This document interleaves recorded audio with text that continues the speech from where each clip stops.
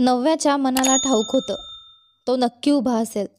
खरंच, तो गाडीला टेकून उभा होता. बहुतेक आरवला घरी सोडून आला होता म्हणून तो एकटाच होता. तो तिला पाहून पुढे आला, पण ती थेट थांब्याच्या दिशेने चालू लागली. नव्या, हाक आली, माझं ऐक. पण ती थांबली नाही. तो तिच्याबरोबर चालू लागला.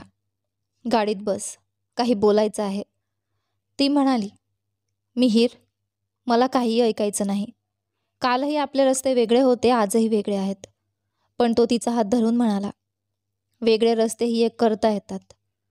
ती म्हणाली, नाही, नाही करता येत. हात सोड माझा. तो म्हणाला, फक्त एक प्रश्नाचं उत्तर दे. आजवर तू लग्न का नाही केलंस? आणि ती ज्या प्रश्नापासून एवढ्या दिवसांपासून पळत होती, तोच प्रश्न तिच्या समोर उभा राहिला. ती म्हणाली, माझा हात सोड, माझी बस सुटेल.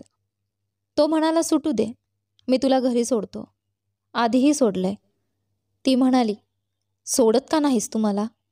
तिने जोराने आपला हात सोडवून घेतला आणि म्हणाली, देवासाठी सोड मला. हे बोलून ती बसमध्ये बसली. पण संध्याकाळी तो पुन्हा आरवसोबत तिच्या घरी पोहोचला. आरव तिच्या खोलीत आला होता. मिहीर तिच्या आईशी बोलत बसला. तो म्हणाला, आंटी, तुम्ही तर सगळी नाती तोडून टाकलीत. तुमचा फोन नंबर बंद येत होता. आई म्हणाली, हो, मी मोबाईल बदलला होता. मिहीर म्हणाला, आंटी, काय सांगू? या 7 वर्षात मी फक्त गमावलंय, मिळवलं काहीच नाही, फक्त आरव सोडून. तो अजून बोलतच होता तेवढ्यात तिच्या आईच्या मोबाईलवर अक्षयच्या आईचा फोन आला. ती अजून खोलीतून बाहेर आलेली नव्हती, पण मिहीर लाऊंजमध्ये बसून बोलत असल्याने सगळा आवाज खोलीपर्यंत पोहोचत होते. तिची आई फोनवर म्हणत होती, ताईजी, एवढ्या लवकर कसं होणार? तुम्ही स्वतः विचार करा. आम्ही मुलगीवाले आहोत. काही महिने तरी तयारीसाठी हवेत. थोडा वेळ बोलून तिने फोन ठेवला. मुलीच्या मनात विचार आला, बरं झालं, त्याला कळेल ज्या आशेने तो येतोय. ती आशा मोडून पडली तरच बरे. मिहीर लगेच विचारू लागला, आंटी, कोणाचा फोन होता? आई म्हणाली, अरे, तिची होणारी सासू आहे, लग्न लवकर करायला म्हणत होती. तो थोडा थांबून म्हणाला, म्हणजे नाते पक्क झालं? आईने होकारार्थी मान हलवली. हो, ते लोक लग्न लवकर करायचं म्हणत आहेत. मग त्याने वेळ न दडवता आरवला आवाज दिला. आरव उठून म्हणाला, मिस, मी जातोय, नंतर भेटेन. दोघेही निघून गेले. दुसऱ्या दिवशी ती शाळेत गेली, पण आरव आला नव्हता. 3-4 दिवस तो शाळेत आला नाही. तिची बेचैनी वाढत गेली की तो का येत नाही. मग मॅडमकडून समजलं की आरवच्या वडिलांनी त्याला शाळेतून काढून टाकलं आहे. ती थक्क झाली. शाळा का सोडवली असेल? घरी परतल्यावर आई म्हणाली, 1 महिन्याचा वेळ आहे, म्हणून तू ही शाळा सोड आणि शॉपिंग सुरू कर. तिने आईशी यावेळी वाद न करता स्कूल सोडले आणि लग्नाची खरेदी करू लागली. एका रात्री नव्याला मिहीरच्या नंबरवरून कॉल आला. तिला समजत नव्हते फोन घेऊ की नाही. तिने फोन उचलला तर दुसऱ्या बाजूला आरव होता. तो हुंदके देत रडत होता. तिने विचारला, आरव, काय झालं तुला? तो म्हणाला, डॅडी खूप वाईट आहेत. त्यांनी मला शाळेतून काढून टाकलं, दुसऱ्या शाळेत प्रवेश दिला. तो म्हटला, मला मिस नव्याला भेटायचं आहे, पण लगेचच त्यांनी नकार दिला की नाही भेटता येणार तुला. मिस, मला तुमच्याशिवाय काहीच चांगलं वाटत नाही. तुम्ही वडिलांना सांगा की मला तुम्हाला भेटू द्यावं. तुमचं लग्न होत आहे. तुम्ही लग्न करून दुसरीकडे निघून जाल का? मग मला सोडून द्याल का? तुम्ही माझी आईसुद्धा होणार नाही का? नव्या थोडा वेळ शांत राहिली आणि मग हळू आवाजात म्हणाली, मी तुझी आई होऊ शकत नाही. माझं लग्न आहे. चांगली गोष्ट आहे की तू स्कूल बदललंस. बघ, आता मन लावून अभ्यास कर. तिने त्याला समजवायचा प्रयत्न केला, पण तो रडायला लागला. थरथरत्या आवाजात म्हणाला, नाही, तुम्ही मला सोडून जाऊ शकत नाही. माझ्या आईनंतर फक्त तुम्हीच मला आवडता. पण जर तुम्हीही मला सोडून गेलात तर मला खूप वाईट वाटेल. कृपा करून मला आईसारखं सोडून जाऊ नका. हे ऐकून नव्याचं मन तुटलं. तिने फोन कट केला. पुन्हा फोन वाजत होता, पण यावेळी तिने घेतलाच नाही. नव्याला वाटत नव्हतं की तिने त्याला खोटा आसरा द्यावा. तिच्या लग्नाला आता फक्त 15 दिवस बाकी होते.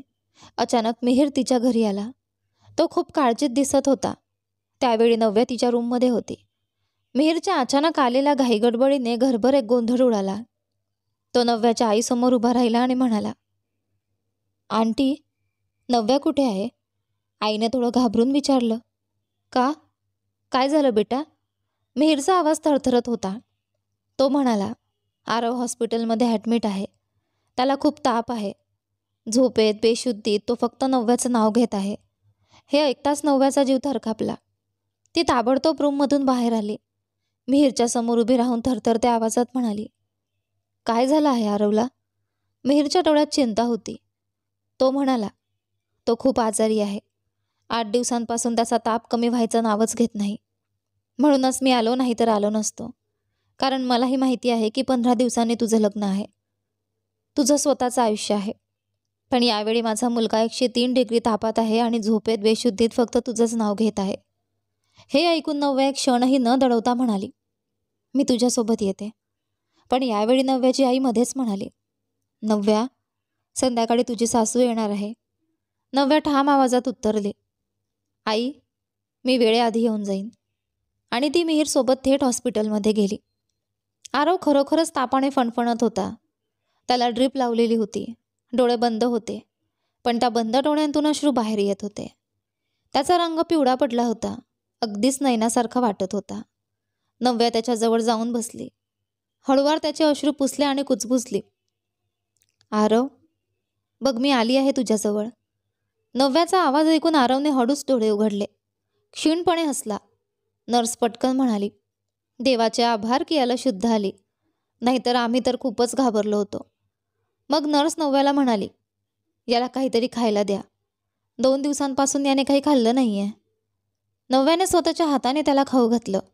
त्याला दूध दिलं, औषधं दिली. ती 3-4 तास आरवच्या जवळच बसली होती. आरव हळू आवाजात म्हणाला, आता तुम्ही मला सोडून तर नाही जाणार ना? नव्या त्याच्या डोक्यावर हात ठेवत म्हणाली, रात्री तर जावं लागेल ना? पण मी उद्या नक्की येईन. पण तू लवकर बरा हो, समजलं? आरव हसतच म्हणाला, तुम्ही माझ्याजवळ असाल तर मी बरा होईन. तुम्ही मला खूप आवडता. रात्रीचे 7 वाजले होते. नव्याच्या आईचे तिला वारंवार कॉल्स येत होते. पण नव्या पुन्हा पुन्हा ते कट करत होती. समोर सोफ्यावर बसलेला मिहीर मात्र शांतपणे नव्याकडेच पाहत होता. शेवटी नव्या आरवकडे वळाली आणि म्हणाली, आरव, मला आता घरी जावं लागेल. पण मला प्रॉमिस कर, तू रात्री दूधही पिशील आणि औषधही घेशील. तिने त्याच्या डोक्यावर हात ठेवून ताप चेक केला तर आता ताप आधीपेक्षा थोडा कमी झाला होता. आरवने मान हलवत उत्तर दिलं, ठीक आहे, तुम्ही जसं म्हणाल तसं मी करीन. पण तुम्ही मला सोडून तर नाही ना जाणार? नव्या आरवला म्हणाली, ठीक आहे, मी उद्या येऊन जाईन तुला भेटायला. पण तुला ताप नको असायला, समजलं ना? त्याच्या डोक्यावरून हळूवार हात फिरवून नव्या उठली आणि बाहेर आली. ती अजून कॉरिडॉरमध्येच होती तेवढ्यात मिहीरने तिला हाक मारली. नव्या. तो तिच्या समोर येऊन उभा राहिला. थोडा वेळ शांत राहून तो म्हणाला, 7 वर्षांपूर्वी माझ्या जागी तू उभी होतीस आणि तुझ्या जागी मी. आठवतंय तुला? जिथे आज माझा मुलगा आहे तिथे तेव्हा नैना होती. आठवलं? नव्या क्षणभर थांबली, नजर चुकवली. मिहीरचा आवाज गंभीर झाला, माझ्या प्रेमाची खूप मोठी किंमत मागितली होतीस तू. लक्षात असेल ना? नैनाच्या आयुष्याचा प्रश्न होता. आज माझ्या मुलाच्या आयुष्याचा प्रश्न आहे. अगदीच आपल्या आईसारखा हट्टी आहे. माझ्या कितीही समजावण्याने काही ऐकत नाही. तो हात जोडत तिच्याकडे पाहत म्हणाला, तुला आपल्या मैत्रीची शपथ, माझ्या मुलाचा जीव वाचव. चल, मी मान्य करतो की तुला माझ्यावर प्रेम नाही, पण मैत्री तर होती ना? आरवची आई बन. तो तुझ्याशिवाय राहू शकत नाही. मी 1000 वेळा नाही म्हटलं तरी, मारलं तरी तो तुझंच नाव ओरडतो. जर आरवला काही झालं तर मी पण. हे बोलताना त्याचा आवाज अडखडला. डोळ्यातून अश्रू गळू लागले. नव्या शांतपणे उभी होती. तिच्या नजरेत एक गहिवर होता. मिहीर पुन्हा बोलला, मलाच माहिती आहे की मी कसं माझ्या प्रेमाचा त्याग केला होता फक्त तुझ्यासाठी. पूर्ण प्रामाणिकपणे नैनाशी लग्न निभावलं फक्त तुझ्या म्हणण्यामुळे. पण आज वेळेने तुला हे तसंच माझ्यासमोर उभं केलं आहे. तर सांग, आता तुझं उत्तर काय असेल? नव्या शांतपणे त्याच्याकडे पाहत राहिली. मिहीर तिच्या समोर उभा होता आणि नव्या काही समजत नव्हतं की त्याला काय उत्तर द्यावं. तो म्हणाला, गप्प का आहेस? नव्या हळू आवाजात म्हणाली, तुला माहीत आहे ना, माझं लग्न 15 दिवसांनी आहे. मिहीर शांत स्वरात म्हणाला, ठीक आहे, जा मग.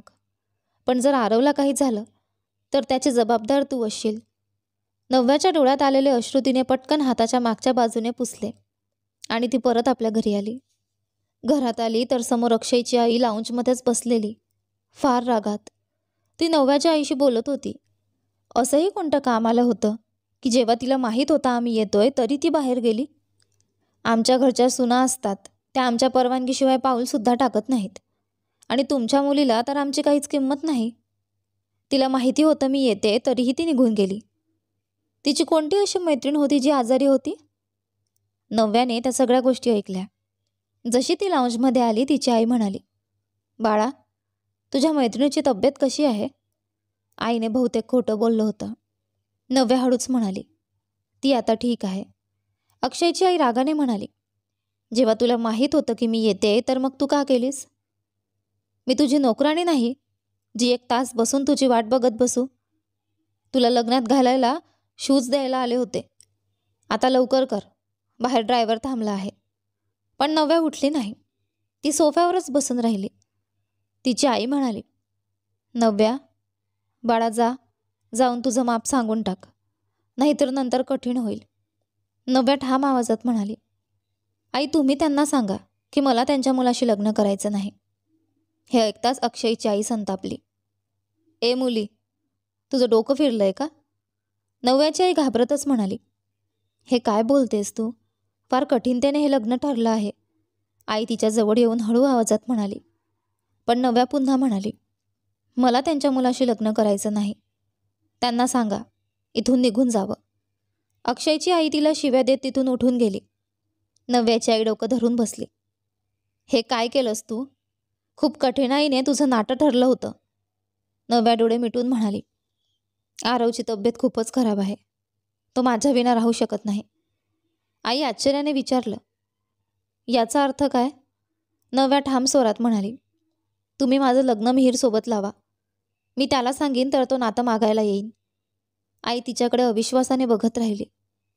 तुझं डोकं फिरलंय का नव्या? तू स्वतःच्या आयुष्याचा तमाशा करून ठेवला आहेस.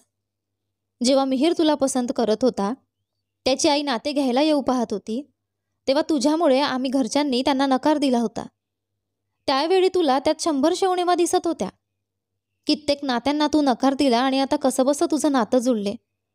आता लग्नाला फक्त 15 दिवस उरले होते आणि आता तू म्हणत आहेस की तुला मिहीरशी लग्न करायचं आहे.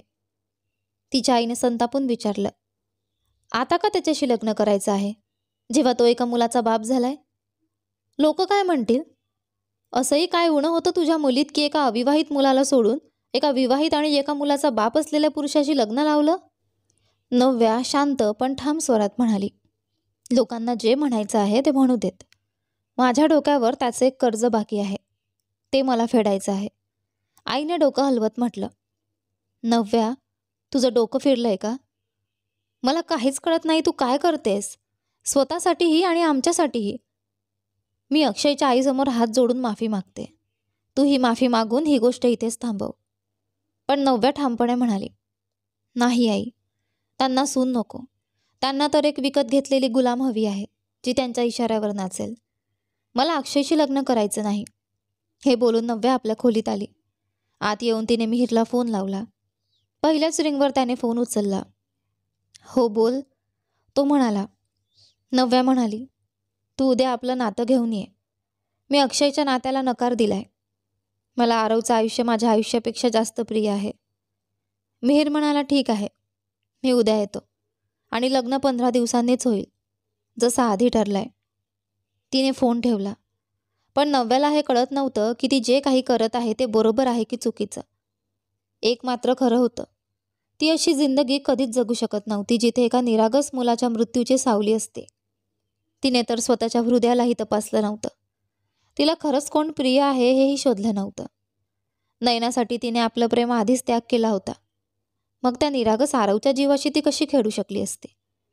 नव्याला हेही कळत नव्हतं की मिहीरला तिच्यावर का प्रेम झालं, का ती त्याला आवडायला लागली, आणि आरवला का असं वाटायला लागलं की नव्या त्याच्या आयुष्यात आली आहे. नव्या ठाम होती, लग्न त्याच दिवशी होईल, पण अक्षयशी नाही तर मिहीरशी. हे ऐकून तिचे वडील म्हणाले, जर सगळे निर्णय तुलाच घ्यायचे होते तर मग आम्ही तुझ्या नजरेत काय आहोत? नव्या शांतपणे म्हणाली, बाबा, त्याचा मुलगा आजारी आहे. त्याचा ताप उतरायचं नाव घेत नाही. मला माहीत नाही का, पण तो माझ्यावर प्रेम करायला लागलाय. मी त्याची शिक्षिका होते. त्याला कळलं की माझं लग्न ठरतंय आणि मी त्याला भेटणार नाही तर तो तुटून गेलाय. आईला विचारा, अक्षयची आई किती बोलत होती. त्यांना सून नको, त्यांना नोकराणी हवी आहे. नंतर पश्चाताप करण्यापेक्षा आधी योग्य निर्णय घेणं चांगलं नाही का? तिच्या या बोलांवर तिचे भाऊ आणि वडील गप्प झाले. दुसऱ्या दिवशी मिहीर नातं घेऊन आला आणि नव्याच्या घरच्यांनी नकार दिला नाही. 15 दिवसांनीच नव्याचं लग्न मिहीरसोबत झालं. वरात छोटीशी होती, पण नव्याच्या घरच्यांनी त्यांचं मनापासून स्वागत केलं. आरव थेट नव्याजवळ आला आणि तिच्या शेजारी बसला. तो निरागसपणे म्हणाला, आपण माझी मम्मी होणार ना? नव्या हसत म्हणाली, हो बाळा, जेणेकरून तू आनंदी राहशील आणि स्वतःची काळजी घेशील. आरव लाडिकपणे म्हणाला, मी नाही घेणार. आता तुम्ही माझी काळजी घ्याल. त्याने तिचा हात धरला. हातातली मेहंदी पाहिली आणि चुंबन घेत म्हणाला, खूप सुंदर दिसताय तुम्ही. नव्या हसत म्हणाली, तूही खूप हँडसम दिसतोयस, खूप गोड दिसतोयस. तो म्हणाला, डॅडीनेही हेच कपडे घातले आहेत म्हणून मीही हेच घातलंय. तेवढ्यात मिहीरही आपल्या मित्रांसह स्टेजवर आला. नव्याने एक नजर त्याच्याकडे टाकली आणि लगेच नजर वळवली, पण तो मात्र तिच्याकडेच पाहत राहिला. नव्याला न कळता तिचं मन धडधडू लागलं. ती आतून खूप घाबरली होती. तिला वारंवार वाटत होतं की कदाचित हे सगळं चुकीचं आहे. कधी नव्याला वाटत होतं की ही नैसर्गिकशी घबराट असेल. ती स्वतःच्या भावना ओळखू शकत नव्हती. मिहीर तिच्या शेजारी बसला नव्हता, तर समोरच्या सिंगल सोफ्यावर बसला होता. तिच्या शेजारी वडील बसले होते आणि आरव मात्र तिच्याजवळून उठला नाही. पंडितजी बसले आणि मंत्रोपचार नंतर लग्न झाले. लग्नानंतर मिहीर तिच्या शेजारी आला, पण आरव तरीही त्यांच्या मधोमधच होता. जेवणाला सुरुवात झाली तेव्हा आरव निरागसपणे म्हणाला, डॅडी बघा ना, मिस नव्या किती सुंदर दिसते. मिहीर निर्विकारपणे म्हणाला, तूच बघ, ती तुझी मिस आहे. तुझीच हट्टपूर्ती केली आहे मी, तेही मजबुरीतून. त्याचा तो थंड आवाज नव्याच्या मनाला खुपला. काही वेळातच तिची आई आणि वहिनी यांनी त्यांच्यासमोर जेवण वाढलं, पण नव्या नीट खाऊ शकली नाही. अजूनही गोंधळात होती की तिने जो निर्णय घेतला तो बरोबर होता की नाही. मात्र आरव मात्र प्रेमाने तिला घास देत होता. कधी स्वतःच्या हाताने घास बनवून तिच्या तोंडात ठेवत होता, पण मिहीर मात्र पूर्णपणे अलिप्त होता. नव्याच्या गळ्यात गाठी पडल्यासारखं होत होतं. विदाई झाली. मिहीरने तिच्यासाठी गाडीचं मागचं दार उघडलं. ती शांतपणे आत बसली. आरवही तिच्या शेजारी बसला. मिहीरने दरवाजा बंद केला. नव्याच्या वडिलांना भेटला आणि स्वतः ड्रायव्हिंग सीटवर बसून गाडी चालवू लागला. गाडीत सतत आरवच बोलत होता. लवकरच गाडी एका छोट्याशा बंगल्यासमोर थांबली. चौकीदाराने गेट उघडलं. गाडी पोर्चमध्ये थांबली. मिहीरने नोकराणीला हाक मारली. एक वयस्कर स्त्री धावत लाऊंजमधून बाहेर आली. मिहीर म्हणाला, मॅडमला आरवच्या खोलीत घेऊन जा आणि बसवा. नोकराणीने दरवाजा उघडला. नव्या तिच्या हातात हात घालून बाहेर आली आणि तिच्याच सोबत लाऊंजमध्ये गेली. लाऊंज पूर्ण रिकामा होता.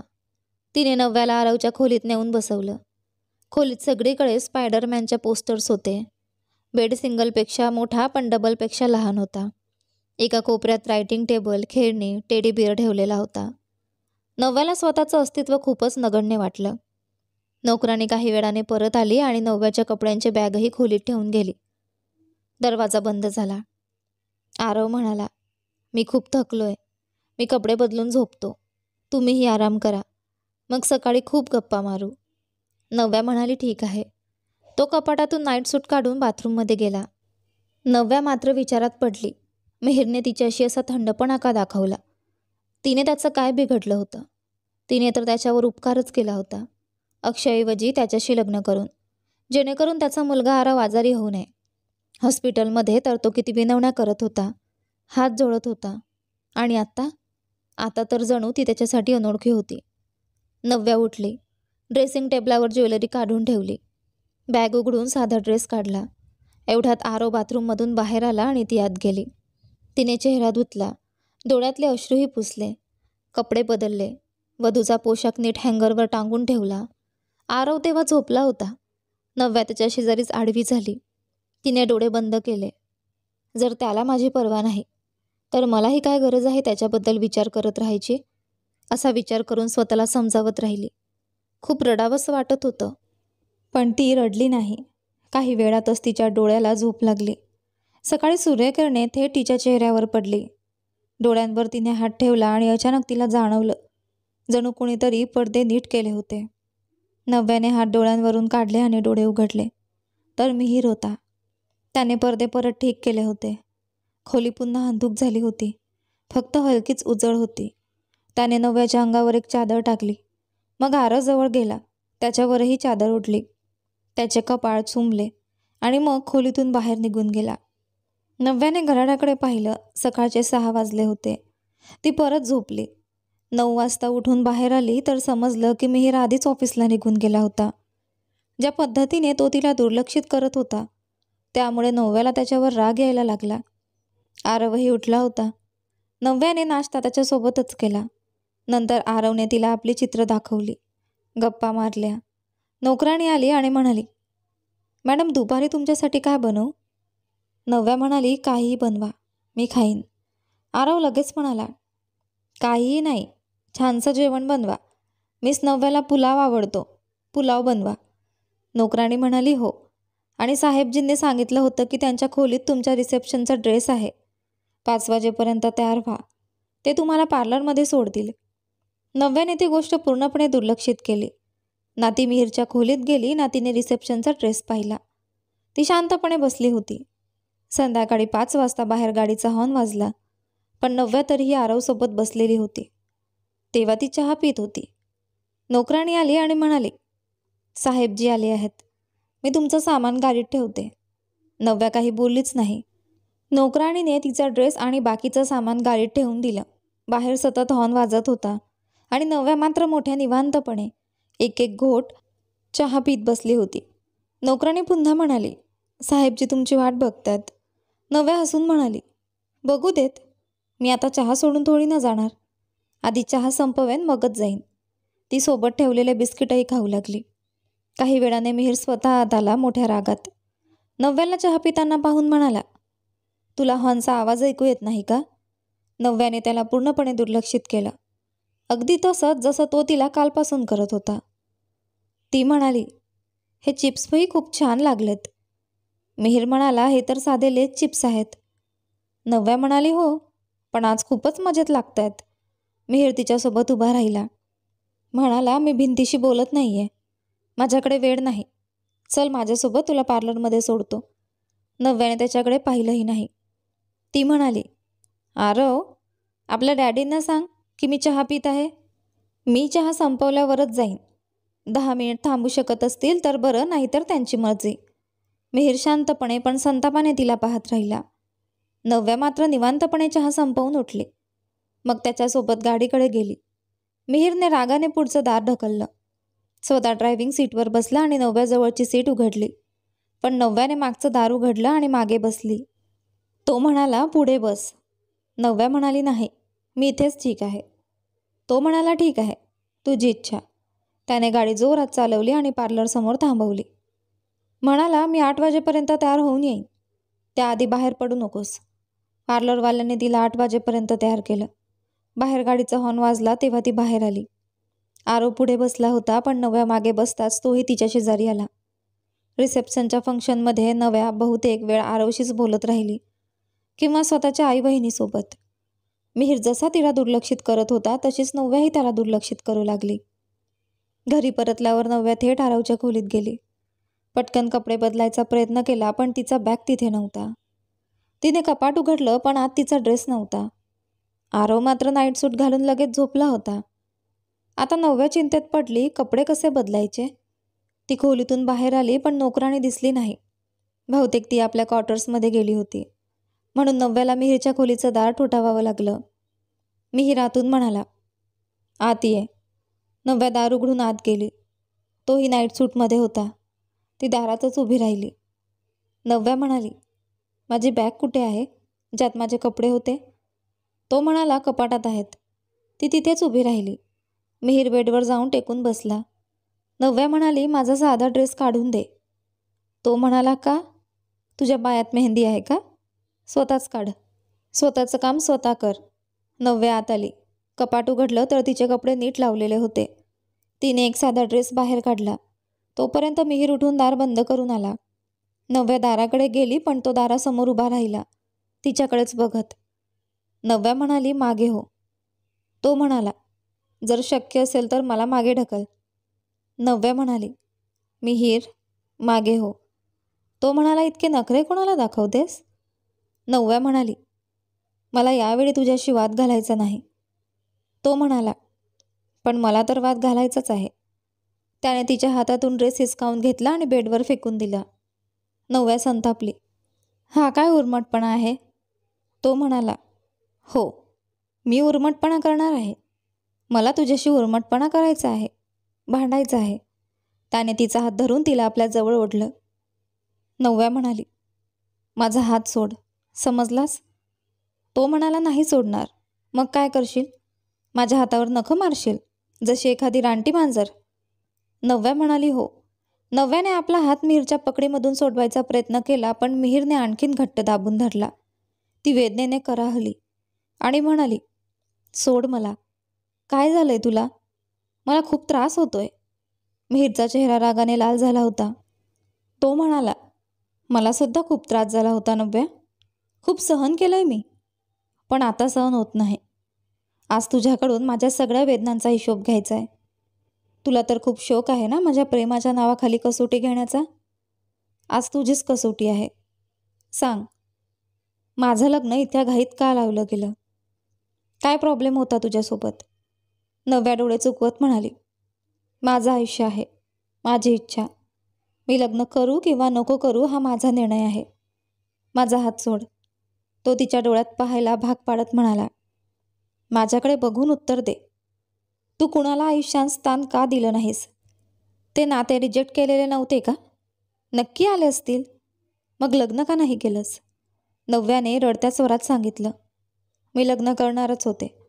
अक्षयसोबत माझं नातं ठरलं होतं. जर तू मध्ये आला नसतास तर मी त्याच्याशी लग्न केलं असतं. मिहीरने पुन्हा विचारलं, मग इतका उशीर का केला? नव्याने हात सोडवण्याचा प्रयत्न करत म्हणाली, सोड माझा हात. मी तुला उत्तर दिलंय. तो आणखीन रागात म्हणाला, खोटं. तू हरीशवर प्रेम असल्याचं कबूल केलं होतंस. मग त्याच्याशी लग्न का नाही केलंस? सांग मला.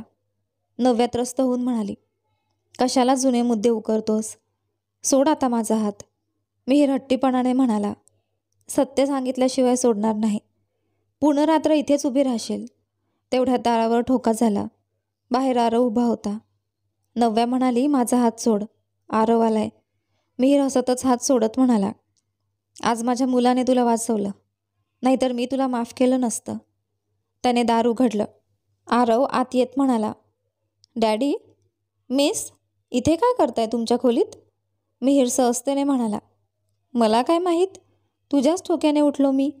आरव नव्याकडे वळून विचारलं, मिस तुम्ही इथे का आलात? नव्या शांतपणे म्हणाली, मी माझे कपडे घ्यायला आले होते. तिने बेडवरून कपडे घेतले आणि आरवसोबत परत त्याच्या खोलीत गेली. आरव म्हणाला, मी घाबरलो होतो. तुम्ही मला सोडून गेलात की काय? नव्या त्याला जवळ घेत म्हणाली, नाही रे, मी तुला सोडून कुठे जाणार? ती कपडे बदलून आरवसोबत झोपली. सकाळी उठल्यावर मिहीर नाश्ता करून ऑफिसला गेला होता. आरव अजून झोपलेला होता. नव्या मिहीरच्या खोलीत गेली. संपूर्ण खोली अस्ताव्यस्त होती. टॉवेल इकडे, बूट तिकडे. तिने खोली आवरायला घेतली. टाय ठेवताना अलमारीतून एक पुस्तक तिच्या हातावर पडून जमिनीवर घसरलं. तिने उचललं तर ती एक डायरी होती. कुतूहलाने तिने डायरी उघडली. पहिल्याच पानावर नाव होतं नैना. नव्याला समजलं की ती नैनाची डायरी होती. पानांवर तारखसकट तिच्या आयुष्यातले क्षण लिहिले होते. मिहीरसोबत पहिली भेट, प्रोजेक्टवर झालेल्या गप्पा आणि एक गोष्ट वारंवार दिसत होती. मिहीर नव्याचा खूप उल्लेख करत होता.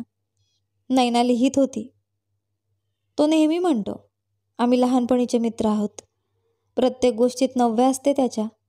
पण मला समजत नाही का तिच्या नावानेच मला जळजळ होते. नैनाच्या डायरीतील पुढचं पान नव्याने वाचलं. नैना लिहित होती, बहुतेक म्हणूनच मला मिहीर अडू लागला.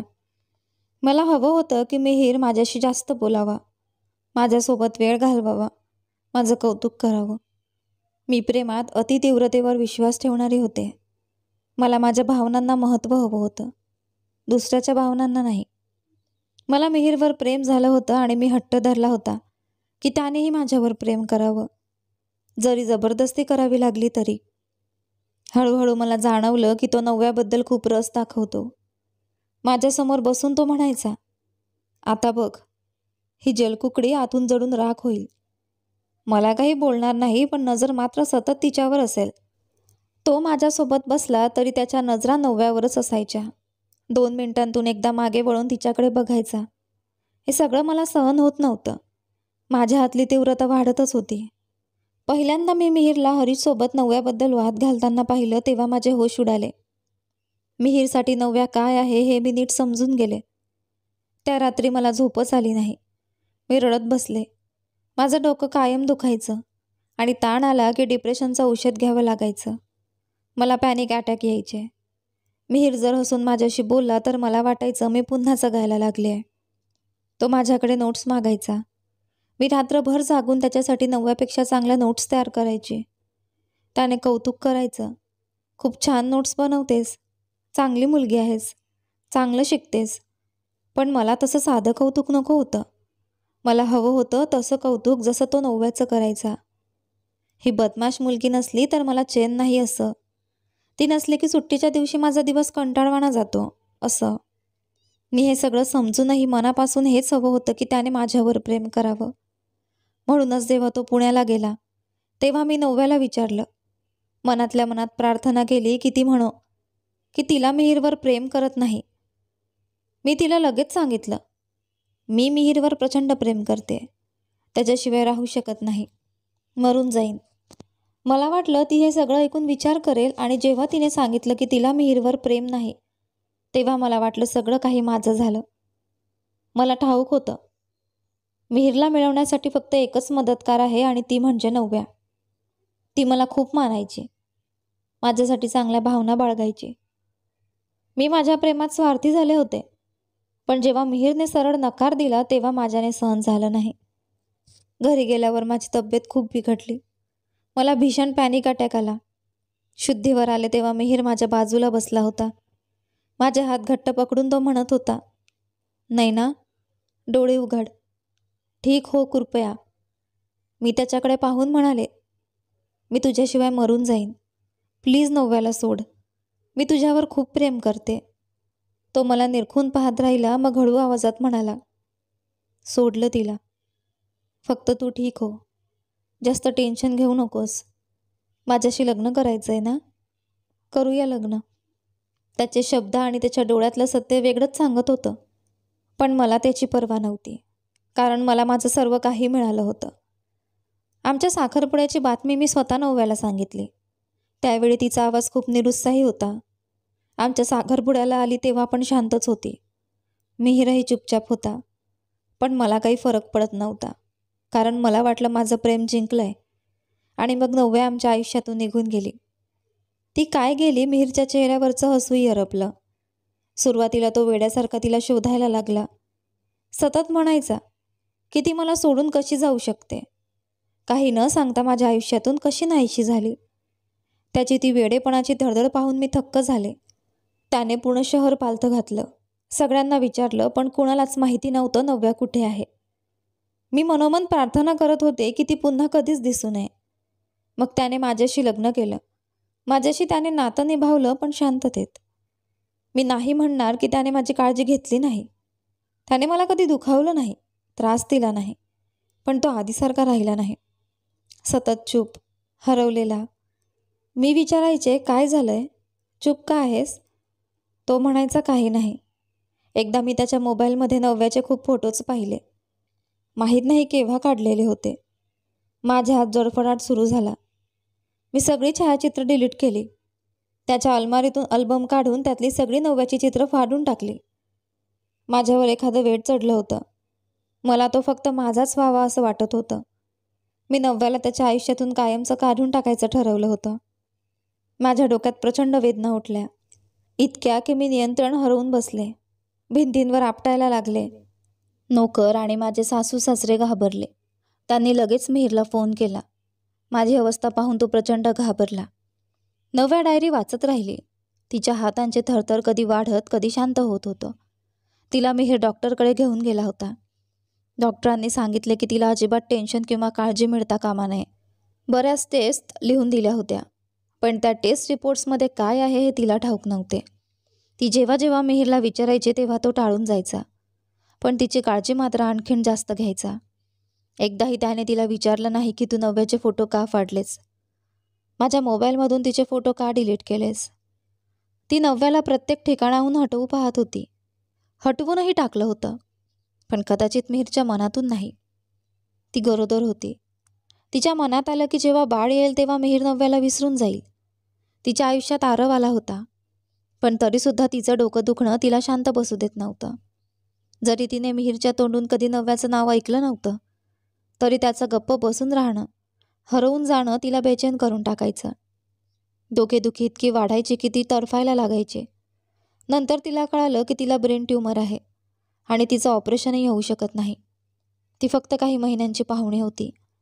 ही गोष्ट मिहीरने तिच्यापासून लपवून ठेवली होती, पण ती लॉकरमध्ये ठेवलेली रिपोर्ट्स वाचून तिला समजली होती. त्यावेळी आरव 4 वर्षांचा होता. एकदा तो कुठून तरी नव्या आणि मिहीरचा एक फोटो घेऊन आला. त्या दिवसात ती खूप आजारी होती. आरवने विचारलं, आई ही कोण आहे? ही खूप छान आहे.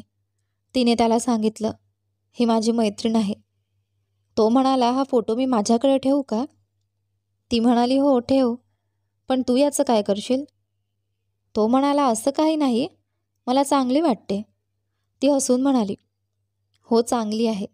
एकदा तिच्या युनिव्हर्सिटीतील एका मैत्रिणीने सांगितलं की नव्या पुण्यामध्ये आहे, कारण तिने 2-4 वेळा उल्लेख केला होता की तिचे वडील पुण्यामध्ये काम करतात आणि कदाचित ती तिकडे शिफ्ट झाली असेल. नंतर त्या मुलीनेच नैनाला सांगितलं, मी पुण्याला गेले होते, तिथे मी तिला पाहिलं. ती एका शाळेत शिक्षिका आहे, शिकवते. तिने विचारलं, तिने अजून लग्न नाही केलं का? तिची मैत्रीण म्हणाली, नाही, अजून लग्न नाही केलं, कदाचित करूही शकत नाही. नैनाने विचारलं, का नाही करू शकत? ती म्हणाली, तुला माहीत नाही का? ती मिहीरवर प्रेम करते आणि मिहीर तिच्यावर. ते दोघं कॉलेज आणि शाळेपासूनचे मित्र आहेत. ती म्हणाली, मी तर मॅट्रिक क्लासपासून त्यांना ओळखते. त्यांना एकमेकांशिवाय राहायची सवयच नाही. मी तर हे ऐकूनच थक्क झाले की मिहीरने तुझ्याशी लग्न केलं. तो दुसऱ्या मुलीशी लग्न करूच शकत नव्हता. मला सुद्धा थोडं आश्चर्य वाटलं होतं की तो एवढ्या लवकर का तयार झाला. नैनाने एकदा मिहीरला विचारलं तर तो म्हणाला, तू का विचारतेस? सोडून दे ही गोष्ट. ती गेली माझ्या आयुष्यातून आणि आता कधीच परत येणार नाही. नैना म्हणाली, नाही, मला सांग, मला खरं जाणून घ्यायचं आहे.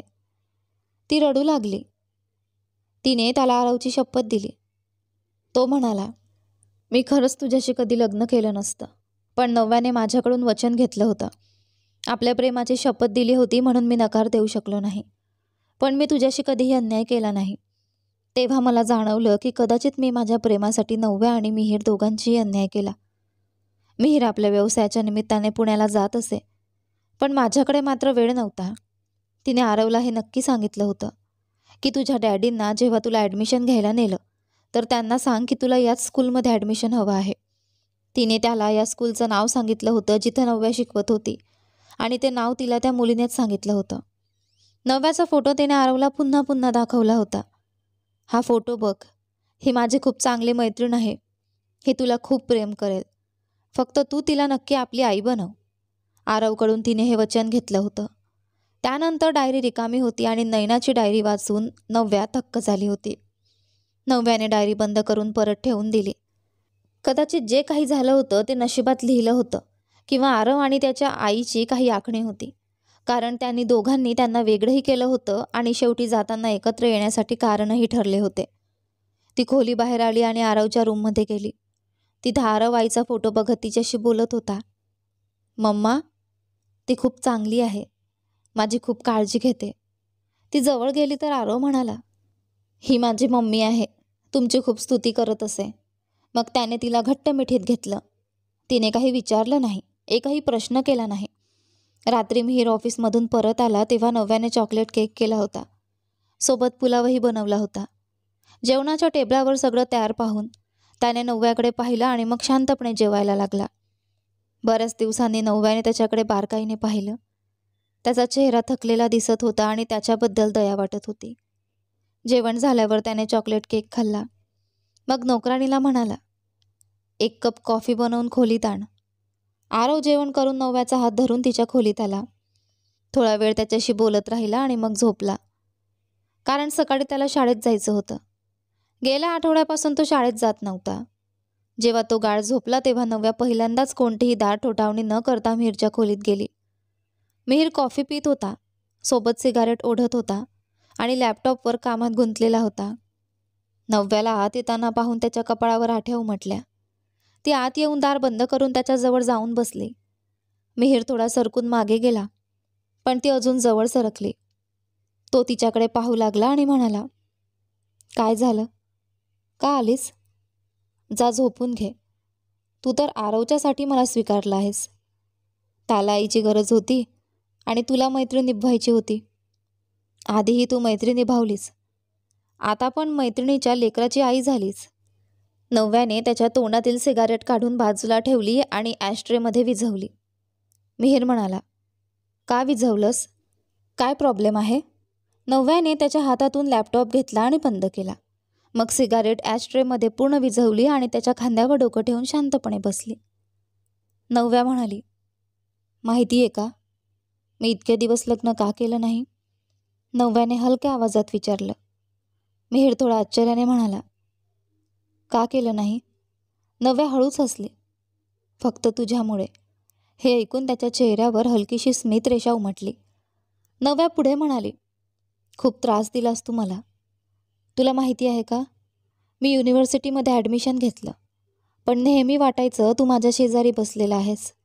सतत कानात बडबड करतोयस, प्रोफेसरची थट्टा करतोयस आणि मी कितीही दुर्लक्ष करायचा प्रयत्न केला तरी मनातून तू जात नव्हतास." हे सांगताना नव्या त्याच्याजवळ अजून सरकली. तिने त्याचा हात धरून तिने स्वतःच्या पोटावर ठेवला. ती पूर्णपणे त्याच्याशी विलगून बसली होती. मिहीर फक्त तिच्याकडेच पाहत राहिला. "पण तरीही मी स्वतःला खूप आवरलं. नाही, मला तुझ्यावर प्रेम होऊ शकत नाही असं सतत स्वतःला समजावलं. पण तरीही लायब्ररीत असताना तुझाच विचार यायचा.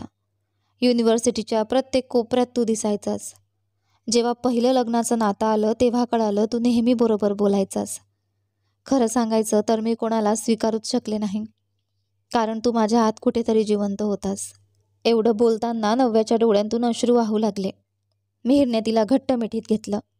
नव्या रडतच पुढे बोलली, "माहीत नाही मिहीर, पण मी दुसऱ्या कुणाला कधी स्वीकारू शकले नाही. तरी देखील तुझ्या आयुष्यात परत यायचं नव्हतं." मिहीर शांत बसला होता. खोलीत हलकीशी अंधारकी होती. फक्त खिडकीतून येणाऱ्या चंद्रकिरणांनी दोघांचे चेहरे उजळले होते. नव्या त्याच्या खांद्यावर डोकं ठेवून शांत बसली होती, पण मिहीरचा श्वास जरा जड झाल्यासारखा वाटत होता. काही वेळ गप्प राहिल्यानंतर त्याने तिच्या केसांतून हात फिरवत हळू आवाजात म्हणाला, "नव्या, तुझ्या मैत्रीमुळेच तू मला माझ्या प्रेमाचा त्याग करायला भाग पाडलंस. बाहेरून मी हसत होतो, निभावत होतो, पण आतून सतत जळत होतो. शरीराने मी नयनासोबत होतो, पण मनाने तर फक्त तुझ्यातच अडकून पडलो होतो."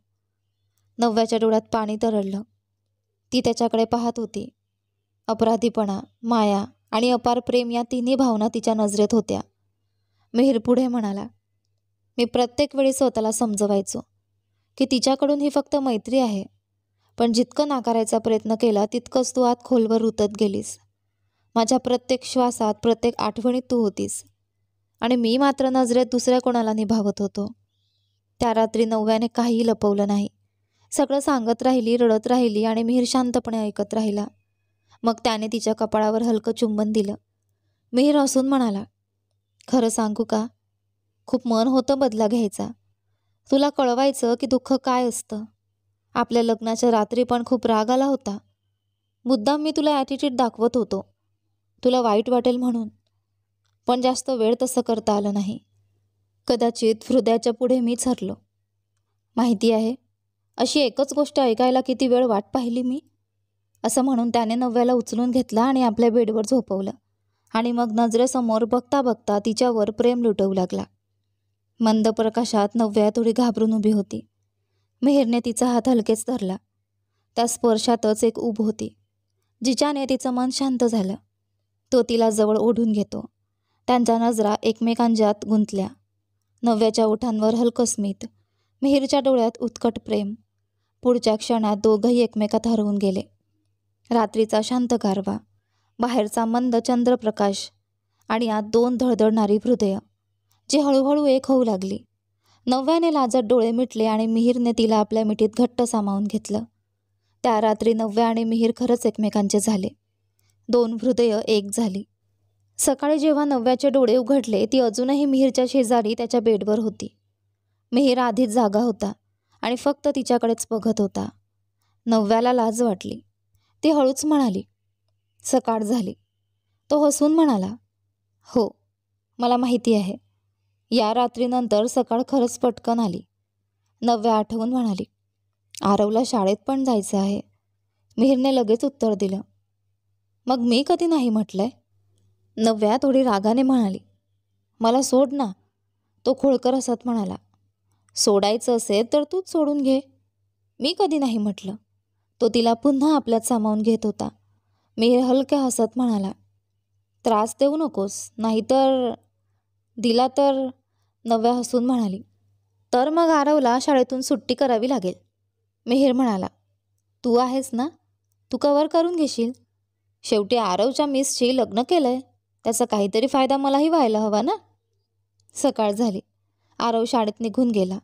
नव्याने आता मनापासून मिहीरला पती म्हणून स्वीकारलं होतं. आता त्यांच्या नात्यात कुठलीही दुरावा, संकोच उरला नव्हता. दिवस एकामागून एक सरकत गेले आणि प्रत्येक दिवस त्यांच्या आयुष्यात नवी गोडी घेऊन येत होता. लग्नाला 1 वर्ष पूर्ण झालं. अचानक एक दिवस नव्याला तब्येतीत थोडं बरं वाटेना, म्हणून मिहीर तिला हॉस्पिटलमध्ये घेऊन गेला. तिथे डॉक्टरांनी हसत सांगितलं, "तुम्ही गरोदर आहात." त्या क्षणी संपूर्ण घर आनंदाने भरून गेलं. नव्याच्या चेहऱ्यावर चमक होती आणि मिहीरच्या हृदयात प्रचंड आनंद. त्याच्या डोळ्यात अश्रू दाटले, आनंदाचे, समाधानाचे. त्यानंतर मिहीरने तिची इतकी काळजी घेतली की नव्याला वाटलं, तो फक्त नवरा नाही तर तिच्या सावलीसारखा आधार आहे. प्रत्येक छोटीशी इच्छा, प्रत्येक छोटासा त्रास मिहीर स्वतःच्या प्रेमाने मिटवत होता. त्यांचे प्रेमाचे क्षण गोड गोड होते. एकमेकांकडे बघून न बोलताही हजारो गोष्टी सांगणारे. जणू नव्या आणि मिहीरची दुनिया आता पूर्ण झाली होती. 9 महिने सरले. अखेर तो क्षण आला. नव्याने एका गोंडस मुलीला जन्म दिला. हॉस्पिटलच्या कॉरिडॉरमध्ये मिहीरची पावलं थांबेनात. श्वास धडपडत होता. जेव्हा डॉक्टरांनी बाहेर येऊन "अभिनंदन, मुलगी झाली आहे" असं सांगितलं, तेव्हा त्याच्या चेहऱ्यावर अशी चमक आली जणू साऱ्या आयुष्याचा आनंद त्याला मिळाला होता. थोड्या वेळाने नव्याच्या शेजारी ती लहानशी परी आली. गुलाबी गाल, छोटी छोटी बोटं, देवाने दिलेलं अमूल्य वरदान. मिहीरने तिला हळूच हातात घेतलं. डोळ्यात पाणी आलं. ही माझी दुनिया आहे असं त्याला वाटलं. घरात आनंदोत्सव साजरा झाला. आरव आनंदाने उड्या मारत होता. "माझी बहीण आली, माझी बहीण." तो खूप खुश होता. त्याने तिला पहिल्यांदा आपल्या छोट्या हातात घेतलं, तेव्हा त्याच्या डोळ्यांतूनही आनंदाचे अश्रू चमकले. मुलीचं नाव ठेवण्यात सर्वांनी चर्चा केली.